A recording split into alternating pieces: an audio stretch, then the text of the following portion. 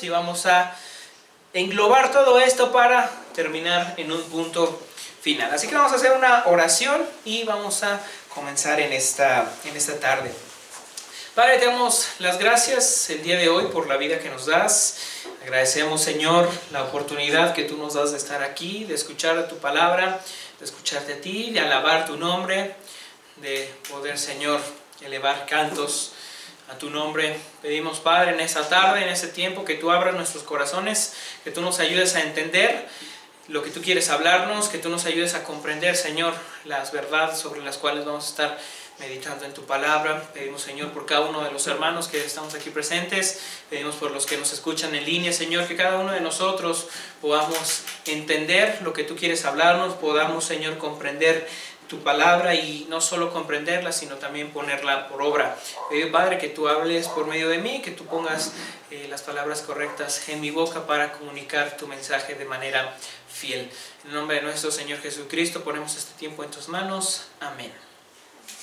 Bueno, vamos entonces a meditar en la palabra de Dios, en lo que hemos estado hablando en el servicio. Solamente para recordar un poco, el primer domingo de agosto hablamos sobre el fundamento, sobre la base esencial, la base principal del servicio, el cual es el Señor Jesús. Durante ese primer domingo estuvimos hablando del ejemplo del Señor Jesús. La noche antes de ser crucificado, antes de la última cena, el Señor Jesús se pone frente a sus discípulos y lava sus pies. Mencionábamos entonces que este era un ejemplo del servicio. En las mismas palabras del Señor Jesús, Él les dice: así como yo se los he hecho hoy, ustedes también tienen que hacerlo. No necesariamente el lavar los pies, sino la manera de servirse, sino la manera de tener disposición para servir el uno al otro. Mencionábamos que el lavar los pies era una costumbre de Medio Oriente, de aquellos entonces, que el anfitrión, el que recibía gente a su casa, mandaba al sirviente, a su sirviente, a lavarle los pies a los invitados. Bueno, en este caso, el anfitrión básicamente era el Señor Jesús. Él era el que iba a dar la cena. El anfitrión se viste de sirviente y lava los pies a sus discípulos. Y bueno, mencionábamos también como dato interesante que el Señor Jesús lava los pies a los discípulos, pero también lava los pies a Judas. Aún sabiendo que iba a traicionarle, obviamente el Señor Jesús ya sabía, sabiendo que iba a darle la espalda, que le iba a dar la puñalada, Judas, el Señor Jesús, le lava los pies. No como nosotros, que usualmente decimos: no le hables a ese porque me habló feo, no le hables a ese porque me trató mal, no le hables a ese porque me traicionó, no le hables a ese. Bueno, el Señor Jesús, más que hablarle, se hace su sirviente. Entonces, lección para nosotros de cómo debemos tratar a los que nos traicionan. Bueno, el segundo domingo hablamos de hacer el bien sin mirar a quién, y hablábamos del apóstol Pablo, que regañaba a los hermanos gálatas y les decía: hermanos, lo que sucedió con ellos es que entraron herejías, la herejía judaizante. Ellos empezaron a hacer prácticas del judaísmo, y decíamos el peligro que hay en la herejía judaizante, que se trata de obtener la salvación por medio de guardar la ley. Entonces Pablo los regaña, empieza a regañar a los hermanos gálatas. Gálatas es una carta con un sentido muy fuerte. Pablo está enojado, los está regañando, está celoso el apóstol Pablo porque han dejado el verdadero evangelio. Ahora se están haciendo judaizantes, están practicando la ley judía para tratar de obtener favor de Dios, y Pablo está enojado, obviamente, está celoso porque está viendo que han abandonado el verdadero evangelio. Parte de esto mencionábamos que Pablo los regaña porque han dejado de ayudarse unos a otros. Dice el versículo que veíamos que se estaban mordiendo entre unos y otros, y Pablo los está regañando por eso. Mencionábamos entonces que Pablo está enseñando que la esencia del evangelio es servir a otros, que la esencia del evangelio es ponerse al servicio de los demás, y los manda a eso, y les dice que tienen que servir a todos, tienen que hacer el bien a todos, sobre todo a los hermanos de la fe. Y entonces Pablo los regaña porque han dejado eso a un lado, porque han dejado de servirse los unos a los otros. Pablo ahora los está regañando. Y la semana pasada hablábamos de algo que se llama la ley de la no contradicción. Volvemos a ver palabras del apóstol Pablo, pero ahora en Romanos, en donde Pablo está diciendo que a quien nos ponemos a su servicio es de quien nos hacemos esclavos. A quien obedecemos es de quien somos sus siervos. O al Señor o al pecado. Al Señor o a Satanás. No podemos entonces ser siervos del Señor y ser siervos de Satanás al mismo tiempo. Hablábamos de esta ley de la no contradicción, que dice que las cosas no pueden ser y no ser al mismo tiempo. O algo es o algo no es, pero las cosas no pueden ser y no ser. Aquí Pablo lo que está diciendo es que si hemos sido partícipes de la salvación, ya no podemos participar más, ya no podemos pertenecer más al servicio del pecado, al servicio de Satanás. Lo que dice el apóstol Pablo es que nos consideremos muertos al pecado, pero vivos para el Señor. Ahora somos siervos del Señor, y la reprensión del apóstol Pablo viene a causa de que tristemente, habiendo sido partícipes de la obra de salvación, de la regeneración, de que hemos sido crucificados con el Señor, que hemos sido sepultados en el bautismo y también resucitados en el mismo bautismo, dice el apóstol Pablo, a pesar de eso, tristemente se puede aún presentar los miembros de nuestro cuerpo al servicio del pecado. Entonces, el regaño del apóstol Pablo viene ahí, de que no podemos ser del Señor y ser al mismo tiempo del pecado. Y aparte que eso es una contradicción, como bien lo dijimos, no se puede ser y no ser. Y también mencionábamos que la persona que es así, si somos así en nuestra vida, no podemos vivir la vida de manera completa, de manera plena. Porque si pertenecemos al Señor, pero al mismo tiempo le pertenecemos al pecado, ninguna de las cosas las vamos a hacer de manera plena.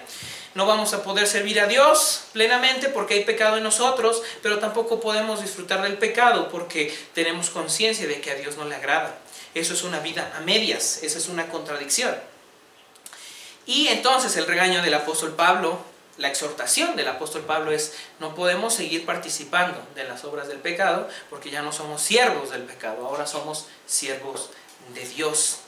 Y entonces de todo esto hemos hablado, del servicio a los demás y del servicio a Dios, y vamos a culminar el día de hoy hablando una vez más de las palabras del apóstol Pablo, pero ahora a los Efesios. Pablo ahora está escribiendo a los cristianos en la ciudad de Éfeso, así que vamos a ir a la carta a los Efesios en el capítulo 4.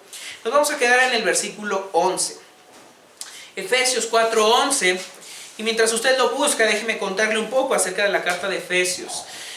Esta carta no es un regaño como vimos con Gálatas. El apóstol Pablo ahora aquí está escribiendo de una manera más tranquila, de una manera más pacífica.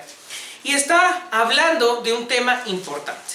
La carta a los Efesios habla sobre un tema general, que es el misterio. El misterio de Dios que ha sido revelado por medio del Señor Jesucristo y ahora específicamente escrito por el apóstol Pablo. ¿Cuál es ese misterio? Bueno, a lo largo de los capítulos de Efesios, el apóstol Pablo se encarga de explicar que el misterio que Dios ha tenido oculto por mucho tiempo ahora ha sido revelado. Ese misterio es la salvación de parte de Dios para los gentiles. Y qué mejor que el apóstol a los gentiles sea quien esté explicando este misterio. A lo largo de toda la antigüedad, en el corazón de Dios siempre hubo el deseo de salvar a la humanidad, de salvar a los gentiles. Pero bueno, con el tiempo la nación de Israel se adueñó de esa salvación, la hizo propia, la hizo suya y se hicieron celosos de eso. No aceptaban entonces que otra gente llegara a la salvación. Por lo que, pero bueno, eso es la nación de Israel. Lo que vemos en el corazón de Dios es que siempre hubo ese plan de que los gentiles, o sea, los que no son de Israel, o sea, nosotros, llegáramos a ser salvos. Y el que fue comisionado para llevar a cabo esa obra fue el apóstol Pablo.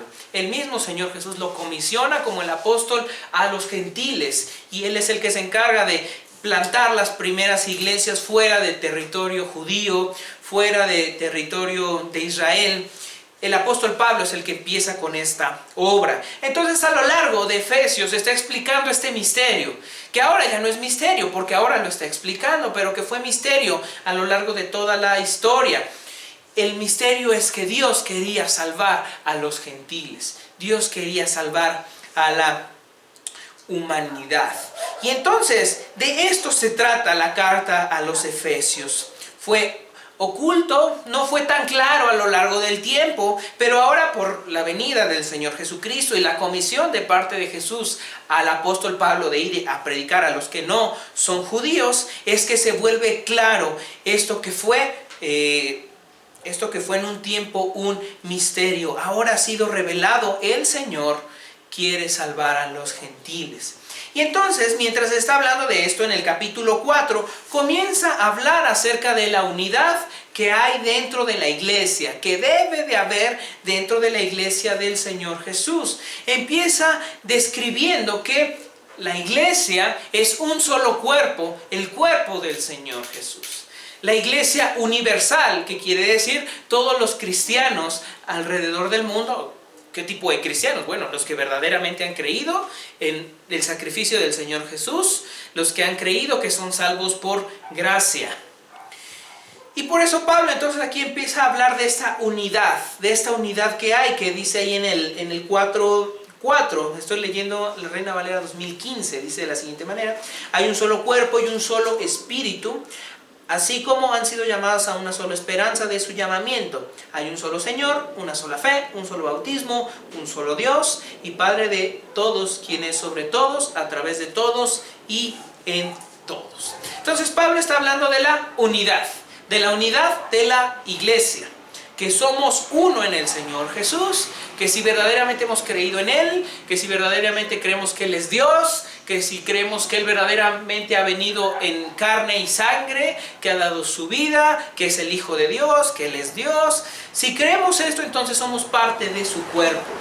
Menciono estos puntos importantes porque son bases doctrinales importantes de la verdadera fe cristiana. Porque muchas otras sectas y grupos cristianos, entre comillas, no creen esto. No creen que el Espíritu Santo sea Dios, no creen que Jesús sea Dios. Y entonces, si no creen eso, están creyendo un evangelio diferente a lo que predicó el apóstol Pablo, a lo que predicaron los primeros apóstoles. Entonces no pertenecen a esa una sola fe de la que está hablando Pablo. Y bueno, entonces Pablo, describiendo este solo cuerpo del Señor Jesús, esta sola iglesia que existe a lo largo de la humanidad y a lo largo de la historia, que hemos creído en el Señor Jesús, pasa a hablar sobre cómo se edifica, cómo crece esta iglesia, este cuerpo. Y aquí es a donde nos vamos a empezar a quedar fijos. En el 4:11 dice de la siguiente manera. Estos son versos conocidos. 4:11 dice: y él mismo constituyó a unos apóstoles y a otros profetas y a otros evangelistas y a otros pastores y maestros. Entonces Pablo está hablando de la unidad de la iglesia. Está hablando de cómo se unifica la iglesia y cómo crece esa iglesia que el Señor ha formado. Está entonces describiendo que Dios ha dado dones, ha dado capacidades a su iglesia para que pueda ser uno, para que puedan crecer juntos. Un don es una habilidad, es una capacidad dada únicamente por Dios.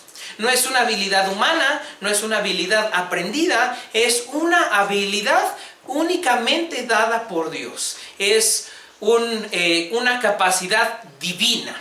Eso es un don. Una persona que no es creyente no tiene un don de Dios. Pero todos aquellos que hemos creído en el Señor Jesús tenemos por lo menos un don de parte de Él. Y entonces Pablo empieza a explicar que a través de estas capacidades divinas dadas por Dios, únicamente por Dios, es como se unifica la iglesia y cómo crece. Y empieza a describir algunas de ellas. Empieza a describir primeramente a los apóstoles. ¿Quiénes son los apóstoles? Específicamente está hablando de los 12. Los 12 apóstoles que el mismo Señor designó para la predicación. Dios les dio la autoridad a ellos para establecer la base y el fundamento de la iglesia cristiana. Los 12 apóstoles. está hablando, está describiéndolos a ellos, a los apóstoles. Ellos, hoy en día, debemos de ser claros en el hecho de que ya no hay más apóstoles. Los únicos apóstoles que cargaban el título completo eran ellos, eran los 12 que el Señor designó, los 12 que el Señor los encomendó para ser la base de la iglesia. Ellos, los apóstoles, ellos son los únicos apóstoles. En la actualidad ya no hay sucesión apostólica. Y para eso que se escucha que viene el apóstol de tal lado, el apóstol de aquel otro lado, esos no son apóstoles. Los verdaderos apóstoles, cuando murieron, se terminó el ministerio apostólico. Ese es el ministerio único. Entonces, cuando escuchamos que dicen, viene el apóstol de tal país, o el apóstol de acá, o el apóstol de allá, cuidado con eso, porque los verdaderos apóstoles ya murieron. Podemos aclarar algo en cuanto a los apóstoles. La palabra apóstol en griego tan solo quiere decir enviado. La palabra apóstol en griego es apóstolos y quiere decir enviado. Entonces, teniendo en cuenta que la palabra apóstol significa enviado, podemos entender de alguna manera que también, por ejemplo, los misioneros cumplen esa función porque son enviados. Bueno, los misioneros no se hacen llamar apóstoles, eso es algo interesante. El que se hace llamar apóstol no es un misionero usualmente. El que sí es un misionero no busca el renombre de apóstol. Porque enviado es la comisión que el Señor les dejó a los apóstoles, vayan y prediquen. Eso es lo que les dijo directamente a los 12. Entonces, un misionero cumple de alguna manera con esa función de ir, es enviado. Dios lo envía a predicar a otro país, a una comunidad, lo manda a llevar el evangelio. Pero bueno, hay diferencia porque si va un misionero, este misionero no va a establecer las reglas, las leyes básicas de la fe cristiana, porque esas solamente las establecieron los 12 apóstoles, con la autoridad de parte del Señor Jesús y del Espíritu Santo. Bueno, entonces decimos, Pablo está hablando aquí de los apóstoles, ellos, pero también podemos mencionar a los misioneros, los que van, dejan todo y predican en otra parte del mundo como lo hicieron ellos, siguiendo el ejemplo de los 12 apóstoles. Ellos dejaron sus vidas por ir y predicar del Señor Jesucristo y murieron. Todos ellos murieron, martirizados, murieron a causa del Evangelio, excepto Juan. Bueno, también pasa a hablar y dice que hay profetas. El apóstol Pablo habla y dice que hay profetas, que Dios ha dado profetas a su iglesia. ¿Qué tipo de profetas? Como los del Antiguo Testamento, que eran voceros de parte de Dios. Y en este tiempo, en el Nuevo Testamento en el que él está escribiendo, también había profetas, porque la revelación no había sido completada. No teníamos la Biblia completa en aquel entonces. No estaban completos los libros. Pablo no había terminado de escribir sus cartas. Entonces, en ese tiempo, todavía había quienes Dios les daba mensajes especiales y ellos eran los voceros de parte de Dios. ¿Cuál es el ministerio del profeta? Traer un mensaje de parte de Dios que siempre se va a basar en exhortación y en un llamado al arrepentimiento, en dejar el pecado y volverse a Dios. Ese es el mensaje esencial de los profetas, no como hoy en día que el profeta siempre trae revelación acerca del futuro y que trae el profeta porque quiero que me diga qué va a ser de mi vida en el futuro. Ese no es el verdadero ministerio del profeta. Sí tiene que ver. Dios les revelaba cosas a los profetas acerca del futuro. Y era el mensaje complementario. Se arrepienten, va a pasar esto. Si no se arrepienten, va a pasar lo otro. Era un mensaje complementario. Pero se basaba en que arrepiéntanse. No necesariamente había revelaciones acerca del futuro. Y eso lo vemos en algunos de los profetas menores. Muchos de ellos no traían revelaciones del futuro. Muchos de los profetas menores tan solo traían mensaje de arrepiéntanse, arrepiéntanse, arrepiéntanse y vuélvanse a Dios. Si alguno de esos profetas menores estuviera en la actualidad, dirían que no es un profeta, porque no trae mensajes del futuro. Pero bueno, sí, claro. Entonces, el profeta, en el tiempo del apóstol Pablo y de los que está hablando él, eran estos hombres mensajeros, voceros de parte de Dios que traían el mensaje de arrepiéntanse, como lo vemos a lo largo de toda la escritura, no como los que se llaman profetas hoy en día. Y dentro de este ministerio del profeta, que es traer el mensaje de Dios y ser vocero de Dios, entran los predicadores, entran los que predicamos, porque parte de nuestro mensaje esencial debe ser arrepiéntanse. Arrepiéntanse y vuélvanse a Dios. Todo aquel que verdaderamente predica sobre arrepentirse, sobre volverse a Dios, cumple con este ministerio del profeta, que es ser vocero de Dios, que es traer las palabras de Dios a la gente. Ese es el ministerio del profeta. Luego Pablo pasa a hablar de los evangelistas. Los evangelistas que tienen una capacidad de parte de Dios para predicar el evangelio, para predicar la salvación por gracia de manera específica a una persona. A lo largo de la historia ha habido grandes evangelistas como Billy Graham, por ejemplo, muy famoso, muy conocido. Ha habido grandes evangelistas. A esa gente Dios les da una capacidad especial para predicar el evangelio de manera directa, de manera clara. Es una capacidad dada por Dios únicamente. Y luego pasa a hablar de los pastores y maestros, que este es un asunto que igual ha sido un tanto controversial, porque se preguntan si se refiere a pastores y aparte maestros. Pero la conclusión más propia es que está diciendo el apóstol Pablo que hay pastores, como diagonal, maestros. O sea que el pastor tiene también una tarea como maestros. Van en conjunto. Estos pastores y maestros es gente a los que Dios les da una capacidad también especial para el cuidado nato de la iglesia, para el cuidado de las ovejas. Y que ese cuidado personal conlleva una enseñanza directa. Por eso es que es pastores y maestros, porque al cuidar están enseñando por dónde caminar. Al cuidar están enseñando por dónde deben de andar. Y entonces Pablo está hablando de estos mencionados 1, 2, 3, 4. 4 dones, 4 ministerios, por decirlo así, que están dentro de la iglesia, que sirven para la unión y para el crecimiento de. Pero no son todos, hay más dones. Y estos también los dice el apóstol Pablo, por ejemplo en Romanos 12, en el capítulo 6. Versículos 6 al 8, Romanos 12, 6 al 8 dice: de manera que tenemos dones que varían según la gracia que nos ha sido concedida. Si es de profecía, úsese conforme a la medida de la fe. Si es de servicio, en servir. El que enseña, úselo en la enseñanza. El que exhorta, en la exhortación. El que comparte, con liberalidad. El que preside, con diligencia. Y el que hace misericordia, con alegría. Entonces a la lista aquí se unen más dones. Ya tenemos a los profetas, a los evangelistas, a los pastores y maestros, a los apóstoles, pueden ser los misioneros. Y aquí se añaden varios más. Está hablando del que sirve de manera especial, está hablando del que enseña, bueno, ya dijimos maestros, estamos hablando del que exhorta, del que comparte, del que dirige, del que hace misericordia, del que tiene misericordia de la gente. O sea, tener misericordia es un don de Dios también. Hay gente que tiene un don especial, es una sensibilidad especial para compadecerse de los otros.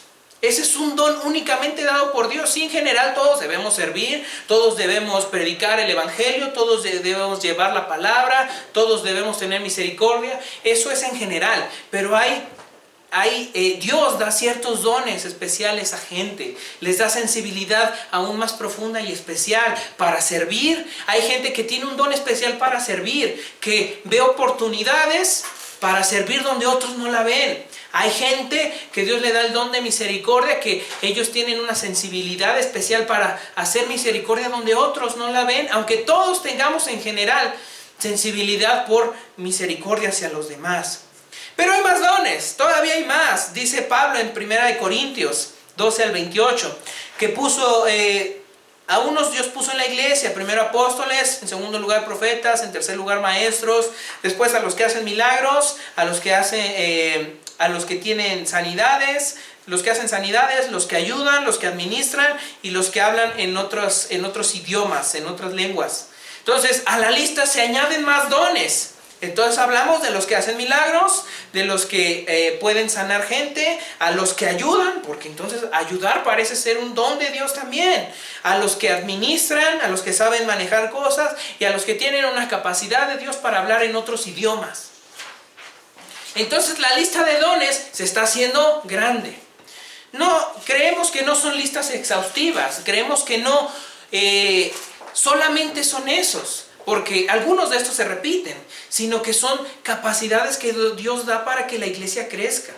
No todos vamos a ir encajonados en eso, sino que Dios da dones según la necesidad de su iglesia, según cómo se requiera. Entonces ya tenemos muchos otros. Tenemos al que ayuda, al que administra, tenemos al que hace misericordia, tenemos al que hace milagros, tenemos al que enseña, tenemos al que es enviado, tenemos muchos, y todavía tenemos más. Y viene el apóstol Pedro y le pone su granito de arena y dice 1 de Pedro 4:11: si alguien habla, hable conforme a las palabras de Dios. Si alguien presta servicio, sirva conforme al poder que Dios le da, para que en todas las cosas Dios sea glorificado por medio de Jesucristo, a quien pertenece la gloria y el dominio por los siglos de los siglos. Entonces está hablando básicamente de lo mismo, de el que predica, del que enseña.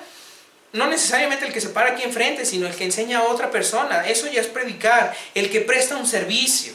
Entonces tenemos una lista de dones bien grande.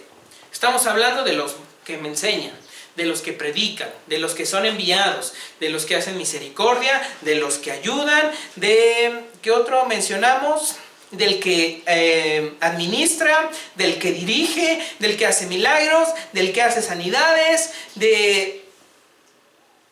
¿qué otro tengo por aquí? Del que hace servicio, del que exhorta, del que comparte. Tenemos una infinidad de dones que Dios ha dado a su iglesia. Entonces, Pablo aquí está diciendo que todos estos dones Dios los ha dado a su iglesia. Dios ha establecido en su iglesia dones. Dios ha dado capacidades a su iglesia. Y quizá entonces usted se esté preguntando por qué estamos hablando de los dones y de las capacidades que Dios da a su iglesia. Bueno, esta respuesta la encontramos en Mateo capítulo 20. Vamos a ir a Mateo capítulo 20, 28. Mateo 20, 28. Mateo 20, 28 dice de la siguiente manera. Mateo 20, 28 dice así: de la misma manera, el Hijo del Hombre no vino para ser servido, sino para servir y para dar su vida en rescate por muchos. Bueno, quizás se siga preguntando, ¿y esto qué tiene que ver directamente? Bueno, aquí va la respuesta. Al principio de toda esta serie de mensajes, comenté que Mateo 20, 28, este versículo, que se repite también en Marcos, que el Hijo del Hombre no vino para ser servido, sino para servir, era la base de todos estos temas, estas predicaciones que hemos hablado en cuanto al servicio. Esta es nuestra base principal, que el Señor Jesús vino para servir y no para ser servido. Este es nuestro núcleo, esta es nuestra base, esto es nuestro punto de partida. Aquí es donde este ha sido nuestro fundamento para hablar acerca del servicio. Este servicio es el que debemos de replicar. Este servicio es el que nosotros debemos practicar en nuestra vida, como Él mismo nos lo dijo. Así como yo lo hice, ustedes también tienen que hacerlo. El asunto aquí es el siguiente. Este versículo que dice que el Señor no vino para ser servido, sino para servir, provienen de la misma palabra en griego. Esta palabra es la palabra diaconía. Y la palabra diaconía significa servir como sirviente, ayudar, socorrer o dar un servicio. Entonces, el Señor vino aquí al mundo no para ser servido, sino para servir. Vino para hacer diaconía, vino para ser un diácono. La palabra diácono la conocemos porque es utilizada por el apóstol Pablo para hablar acerca de los servidores dentro de la iglesia que tienen un puesto oficial reconocido. Y el apóstol Pablo le dice a Timoteo, bueno, los que van a ser diáconos tienen que cumplir con estas especificaciones. De ahí proviene la palabra diácono, el que sirve, el que presta un servicio. Entonces, aquí es lo llamativo.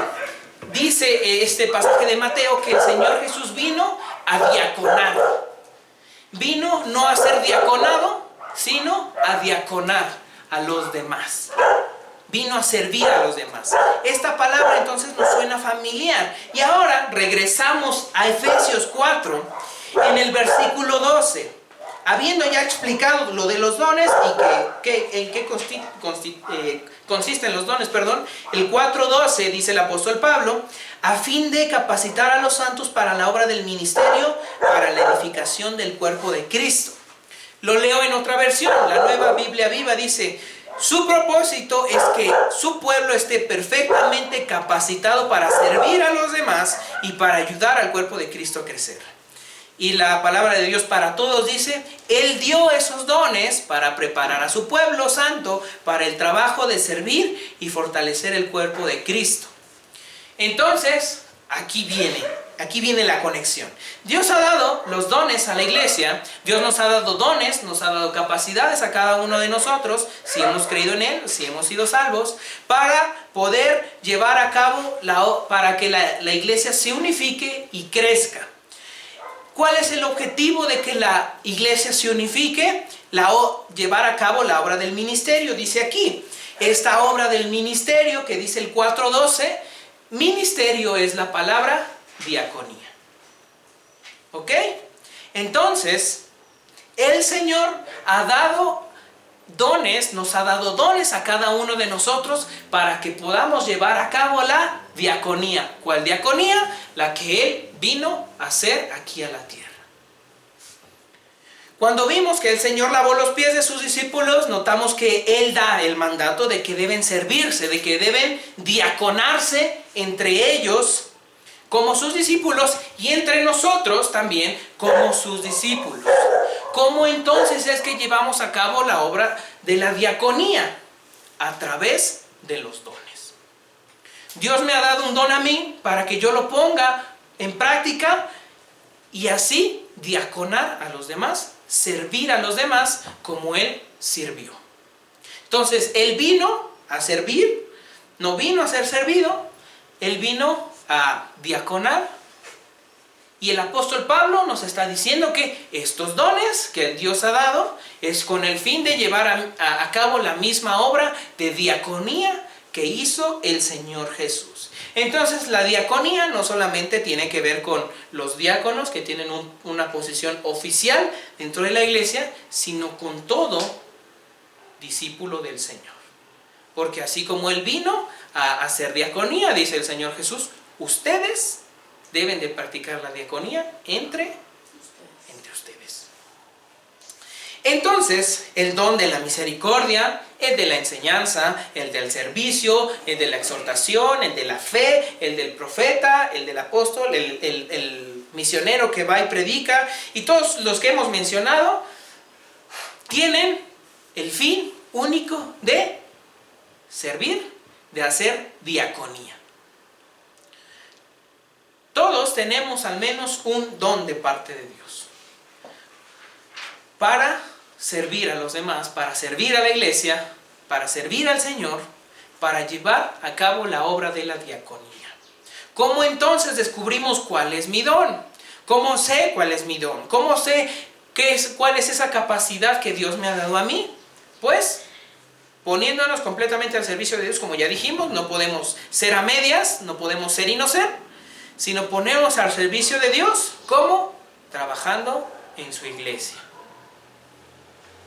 Quizá enseñando, quizá limpiando las sillas, quizá conectando cables, quizá acomodando las sillas, quizá trayendo a alguien, quizá cualquier cosa que se puede hacer. Haciéndolas nos vamos a ir dando cuenta cuál es mi don. Va a haber zonas, va a haber áreas donde podemos desarrollarnos mejor. Hay áreas en las que podemos hacer un mejor trabajo. Eso no quiere decir que no lo hagamos, simplemente que es de ayuda a saber en dónde puedo desarrollarme mejor. Y así trabajando y probando, sabremos en dónde es que podemos desarrollarnos de una manera eficaz y completa para poder llevar a cabo la obra de diaconía que vino a hacer el Señor Jesús y que nos dijo que la hiciéramos entre nosotros. Quizá puedo servir limpiando donde van a estar los hermanos, saludando a la gente que llega, ayudando a gente a que llegue a tiempo, trayendo a alguien nuevo, limpiando el suelo, limpiando cualquier cosa, cualquier tarea, cualquier cosa en la que veamos una necesidad. Ahí es donde podemos ayudar. Y ahí es donde empezamos verdaderamente a llevar a cabo la obra de diaconía, la obra de Dios, el servicio, la diaconía que el Señor Jesús vino a dejarnos y a enseñarnos. Entonces, tenemos esto. El Señor Jesús no vino para ser servido, sino para servir. Vino a hacer diaconía. Nos deja el mandato de hacer diaconía, de servir a los demás. Y el apóstol Pablo viene y dice, de los dones que Dios nos ha dado a cada uno de nosotros, el fin de esos dones es hacer la misma obra de servicio que hizo el Señor Jesús, la misma obra de diaconía. Entonces, el Señor Jesús nos deja el mandato de servirnos los unos a los otros. La pregunta puede ser, ¿cómo voy a hacerlo? El apóstol Pablo viene y nos dice, con los dones que Dios nos ha dado a todos nosotros, es que llevamos a cabo la obra de la diaconía. El asunto ahora es descubrir cuál es mi don, cuáles son las capacidades que Dios me ha dado, y eso se lleva a cabo sirviendo, ayudando, trabajando. No hay de otra. Entonces, bueno, en resumidas cuentas, de todo lo que hemos hablado, hablamos del pilar del servicio, hablamos del Señor Jesús como el fundamento del servicio, hablamos de su mensaje, hablamos de la esencia del Evangelio, que es servir a los demás, que es llevar a cabo la obra que Él hizo, que es la obra de la diaconía, de servir, de prestar un servicio, de socorrer, de ayudar, como lo hizo Él. Si la esencia del Evangelio es servir y verdaderamente creemos en el Evangelio, nuestra vida debe estar presta a servir a los demás por medio de los dones que Él nos ha dado. Es momento quizá de empezar a preguntarse o ver o reafirmar qué dones son los que Dios nos ha dado, qué dones son los que tenemos y cuáles no tenemos. Que no lo tengamos no quiere decir que no vamos a hacer la obra. Sí, es parte del trabajo, pero saber cuál es el don nos ayuda a hacerlo de una manera eficaz, de una manera mejor. Porque esto llega a suceder, que hay gente que más o menos ya sabe cuál es su don y lo ponen a hacer un trabajo y dicen, no, yo no lo puedo hacer porque ese no es mi don. Y pues entonces ahí se convierte en un pretexto, ¿no? Pero cuando hay necesidad, entonces ¿dónde queda la ayuda? Entonces ¿dónde queda el servicio? Aunque no sea nuestro don, si parte de nuestra tarea es servir, hay que hacerlo. Bueno, entonces nuestro trabajo ahora es empezar a preguntarle a Dios, obviamente, es lo primero, ¿cuál es mi don? ¿Cuáles son mis dones? Porque no más es uno, Dios nos ha dado varios. Dios es generoso, entonces no nomás nos da de a uno, nos da de a varios. ¿Cuáles son mis dones? ¿Cuáles dones tú me has dado? ¿Y cómo los puedo usar para servirte? Y para servir a la iglesia, para cumplir con lo que tú me has mandado de diaconar a los demás, de servirles a los demás. Eso es lo primero. Preguntarle al Señor, ¿cuáles son los dones que tú me has dado? Y otra cosa que recomiendan mucho es preguntar a la gente, a los que nos conocen de cerca, ¿cuál crees tú que es mi don? ¿Cuál crees tú que es o cuáles dones crees que tú, Dios, me ha dado? Porque bueno, uno se ve y normalmente uno dice, no, pues es que yo no lo hago bien, o tal, siempre nos demeritamos o nos crecemos mucho. Pero si le preguntamos a alguien, nos puede dar una opinión más objetiva. ¿Qué es lo que verdaderamente hay en nosotros? ¿Qué es lo que verdaderamente, en qué cosas servimos mejor a Dios? No servir de, si servimos o no, sino para servir a Dios en cuanto al servicio a Dios. ¿En qué cosas podemos servir mejor? El fin de todo esto es llevar a cabo la obra que el Señor nos ha dejado, servirnos los unos a los otros, servir a los demás, servir a la iglesia. A través de poner nuestros dones al servicio de la iglesia, es como podemos crecer juntos, es lo que dice Pablo. Crecemos juntos por medio de los dones.